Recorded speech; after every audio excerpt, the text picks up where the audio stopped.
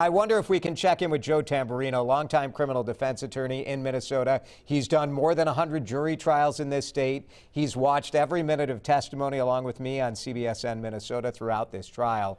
And I wonder if Joe can give us a little bit of insight as to what choices the jury had here. They were considering 3 different charges against Derek Chauvin. But Joe, tell us what the options are for the jury to come back with. Yes, the jury could come back with whatever they like. A lot of people would say, well, if they come back guilty on the top counts, they must come back guilty on the other 2. That's not correct. There would be no inconsistent verdict regardless of how they come back. So they could decide guilty on counts 1 and 2 and not guilty on 3, or guilty on counts 2 or 3 and not guilty on 1, or they can come back not guilty. It is truly their choice. And when it comes to working through these charges, the judge gave various kind of elements of each charge. I will say, Joe, and I don't know what your thoughts are on this, but I am surprised in a case that had this much evidence, this many witnesses, relatively complicated jury instructions. As far as we know, the jury did not have a single question of a point of clarification, anything for the judge, no questions. They just did their work for 10 hours. Yes, and you will see that in cases. The most difficult charge here is count 1, and I mean the most difficult charge to understand, because the jury has to work through a few steps. So let's explain that. They have to work through... Joe, you're talking about Sure. second-degree murder, which is an unintentional murder during a felony. That is correct. And the steps they have to work through are the following.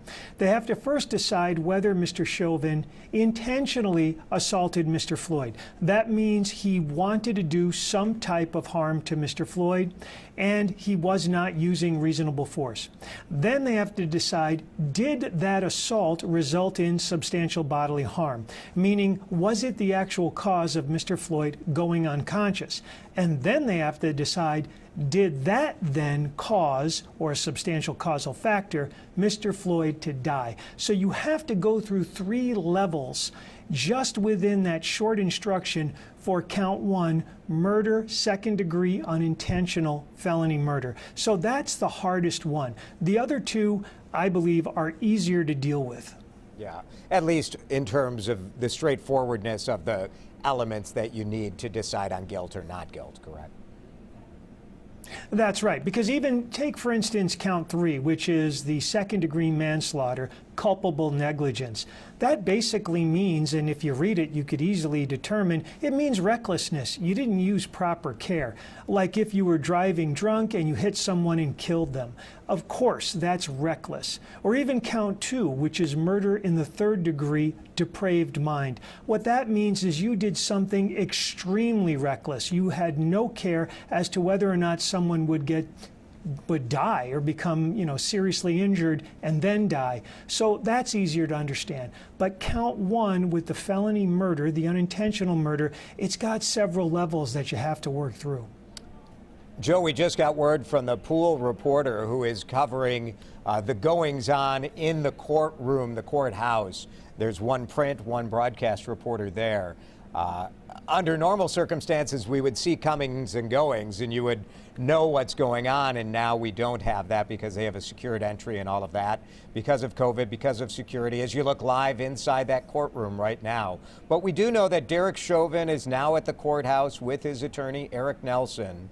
Joe, you're a defense attorney. You've been there. What are these moments like as we are possibly 22 minutes away from hearing a verdict? The anxiety level is off the charts.